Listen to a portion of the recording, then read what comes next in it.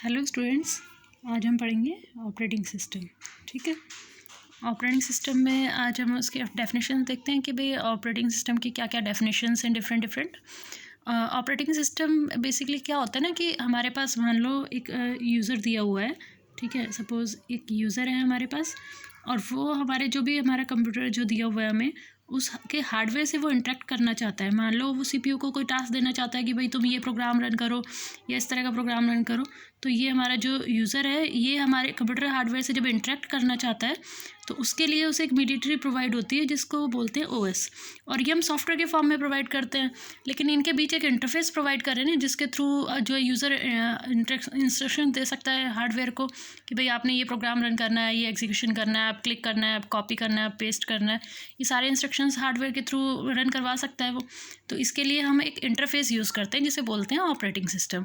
तो हमारी डेफिनेशन क्या है? An operating system is an interface between a computer user, जो कंप्यूटर का यूज़र है वो और उस कंप्यूटर के हार्डवेयर के बीच जो है इंटरफेस प्रोवाइड करने का काम कौन कर रहा है? ओएस।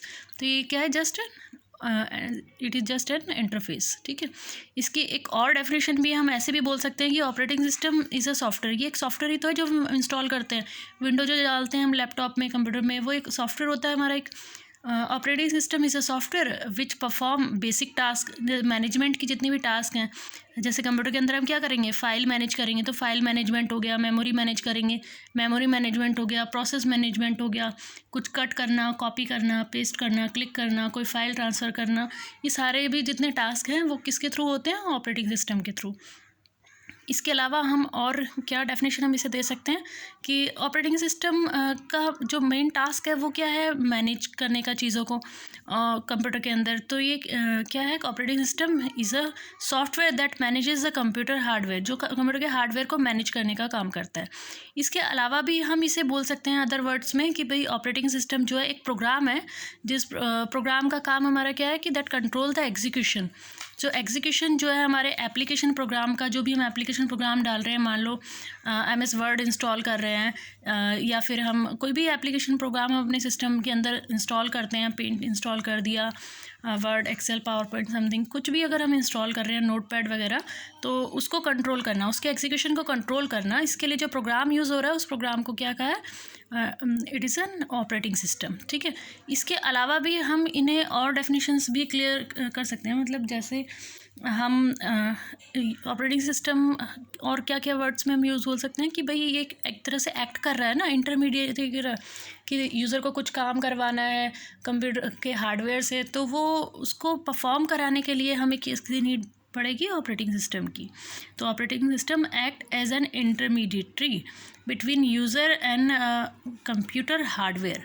कुछ भी सिस्टम में कुछ भी होता है, एक छोटे से छोटा टास्क ड्रैग करना या क्लिक करना, मेन्यू ओपन करना, फाइल ओपन करना, एडिट करना, छोटे से छोटा टास्क और बड़े से बड़ा टास्क बिना ऑपरेटिंग सिस्टम की परमिशन के नहीं होता है।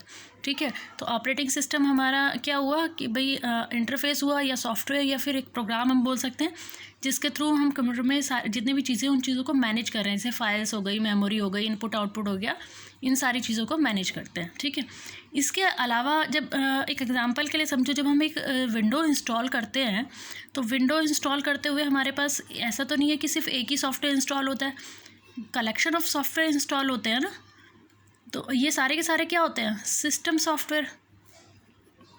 तो हम ऐसे बोल सकते हैं कि भाई ओएस हमारा क्या है?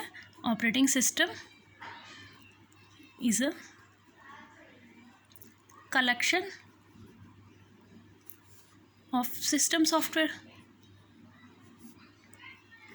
सिस्टम सॉफ्टवेयर, या फिर हम क्या कह सकते हैं इसे? Operating system is a grouping of system software. ठीक है, यानी एक सिस्टम को रन करने के लिए जो जिस सॉफ्टवेयर की नीड है उसकी कलेक्शन को हम क्या बोलते हैं?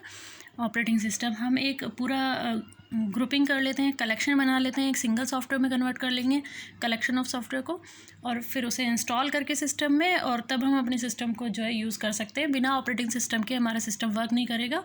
एग्जाम्पल के लिए, अगर आपकी फ़ोन से आपकी जो फ़ोन की विंडो है वो करप्ट हो जाए, वो उड़ जाए, तो फ़ोन वर्क ही नहीं करेगा। लेकिन अगर आपके फ़ोन से व्हाट्सएप चला जाए, टेलीग्राम चला जाए, इंस्टाग्राम चला जाए, तो आपके फ़ोन की वर्किंग पे कोई इफ़ेक्ट नहीं पड़ रहा है, ठीक है। तो वो सारे पार्ट ऐसे जितने भी सॉफ्टवेयर्स हैं जिनकी वजह से वर्किंग इफ़ेक्ट नहीं हो रही है, वो सारे एप्लीकेशन सॉफ्टवेयर होते हैं। और जिनसे सिस्टम की वर्किंग इफ़ेक्ट हो जाती है, वो सारे के सारे कौन से होते हैं? हमारे सिस्टम सॉफ्टवेयर, ठीक है। तो सिस्टम सॉफ्टवेयर की कलेक्शन को ही बेसिकली क्या बोला गया? ऑपरेटिंग सिस्टम, जिसमें मेन पार्ट हमारा क्या होता है? कर्नल। यूजुअली इसका काम क्या होता है? Called the kernel. टास्क तो कर्नल रन करेगा बाकी, ठीक है। ऑपरेटिंग सिस्टम को हम इस तरह भी डिफ़ाइन कर सकते हैं कि operating system which may be viewed as an organised collection of software. एक ऑर्गेनाइज्ड कलेक्शन होती है, ठीक है, consisting of procedures for operating a computer. एक कंप्यूटर को जो ऑपरेट करने के लिए जो जो प्रोसीजर्स चाहिए उसकी ऑर्गेनाइज्ड कलेक्शन होती है इसके अंदर, ठीक है। An environment for execute of program. एक प्रोग्राम को एग्जीक्यूट करने के लिए जो इन्वायरमेंट चाहिए, जो प्रोसीजर्स चाहिए, उसकी कलेक्शन जो है हमारी ऑपरेटिंग सिस्टम के अंदर स्टोर होती है। तो हम कह सकते हैं कि ऑपरेटिंग सिस्टम क्या है? एक इंटरफेस है, just it is a software which manages all things in a computer, ठीक है। आई होप सबको समझ आ गया होगा ऑपरेटिंग सिस्टम की डेफिनेशन। Okay, thank you.